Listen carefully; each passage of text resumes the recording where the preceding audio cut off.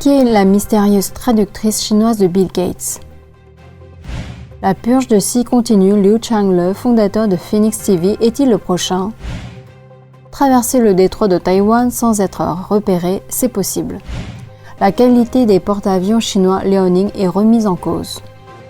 Xi Jinping, le grand timonier, ramènera-t-il la Chine à l'ère Mao?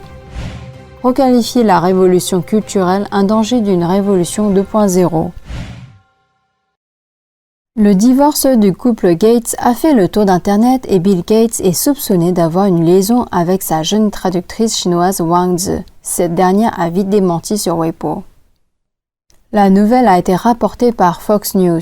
De nombreux Américains conservateurs pensent que Wang Zi est une espionne chinoise qui travaille pour Pékin. Selon le profil LinkedIn de Wang Zi, elle travaille pour la fondation Bill et Melinda Gates depuis mars 2015.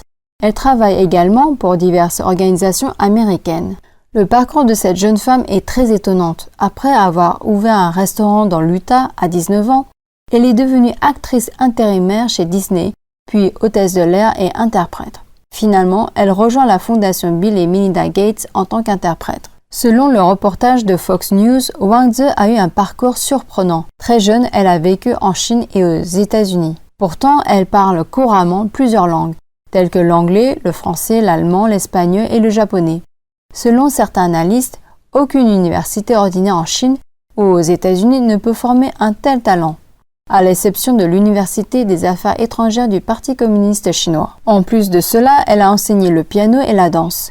Elle pratique le tir et sait piloter un avion. Sa polyvalence est si étonnante qu'il est impossible de ne pas l'associer à un agent secret. Ce qui est encore plus surprenant, c'est qu'on ne trouve pas son profil en Chine. Selon un programme télévisé taïwanais, Wang a également effectué des recherches, tout en travaillant comme interprète. Ces recherches portaient sur la non-prolifération nucléaire, le contrôle des armements et le désarmement militaire. Wang Shikong, un commentateur, souligne que la plus grande passion de Bill Gates ces dernières années est la production d'énergie nucléaire. Les choses ne sont pas toujours ce qu'elles semblent être.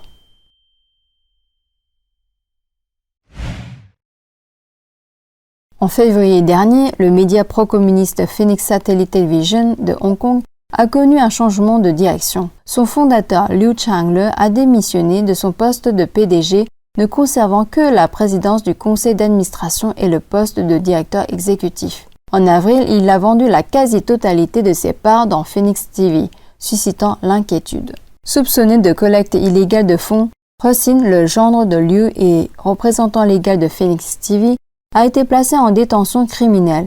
Certains pensent que la détention de Rosin soulève d'autres questions. Selon Zhen Zhongtao, chercheur du groupe de réflexion Tianjin Political Economy, le désaccord à Phoenix TV est lié à une insuffisance des fonds.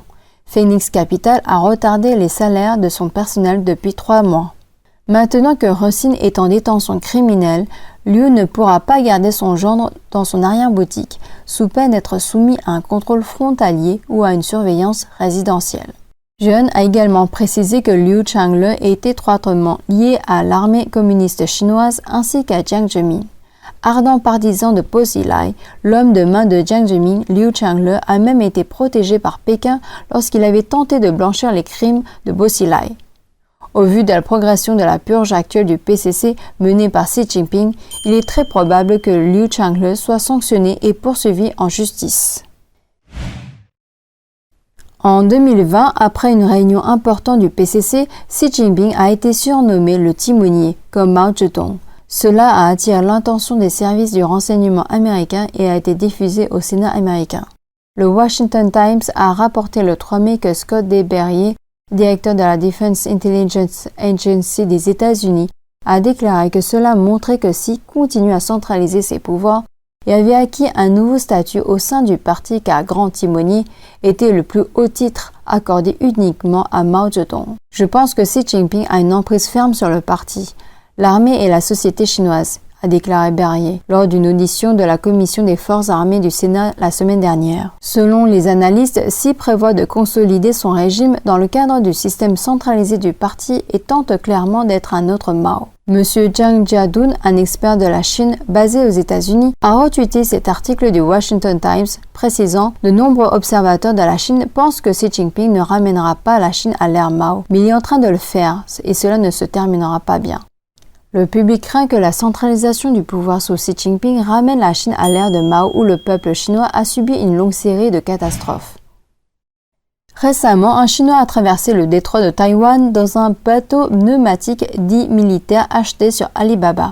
Il a réussi à débarquer à Taïwan sans que la marine ou les patrouilles de Taïwan ne s'en aperçoivent. Le public se demande s'il s'agit d'un simple clandestin.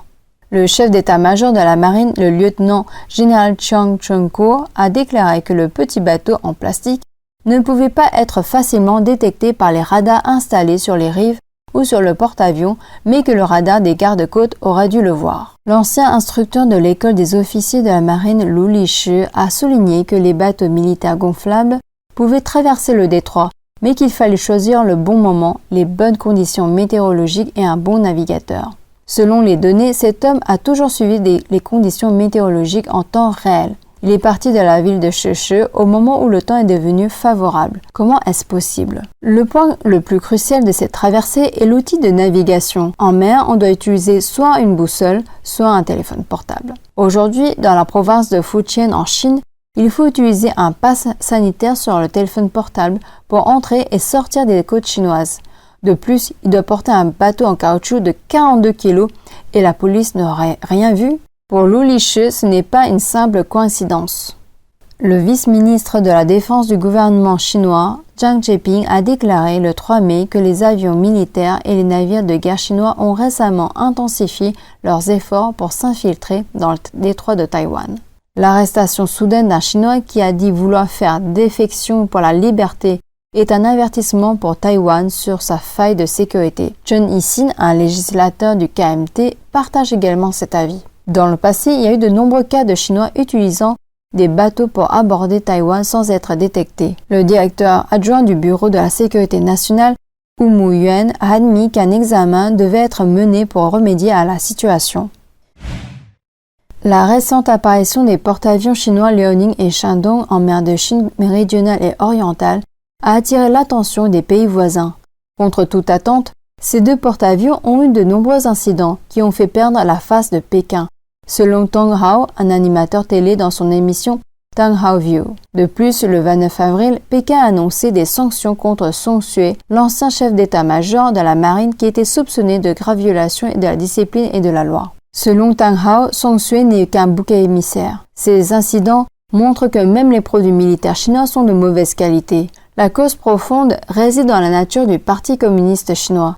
La mauvaise qualité provient d'une dérive du style extrémiste de Mao Zedong basée sur la quantité, rapidité, qualité et économie. Ces 4 objectifs sont impossibles à atteindre dans une société rationnelle. Cependant, ces mensonges se répètent tous les jours en Chine, sous un régime extrémiste qui s'oriente en permanence vers ce qui est faux, exagéré et vide, d'où de nombreux produits made in China, beaux à l'extérieur et médiocres à l'intérieur.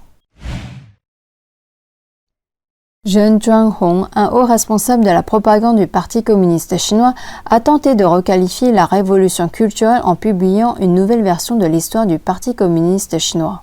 Selon Zheng, les 27 années entre la fondation du Parti communiste chinois et la fin de la révolution culturelle ont permis d'établir le système fondamental du socialisme. Les maoïstes de la gauche soutiennent cette percée alors que d'autres craignent le retour de la révolution culturelle de la Chine. Selon un commentaire cité par La Voix de l'Amérique, Xi Jinping souhaite revenir à la révolution culturelle.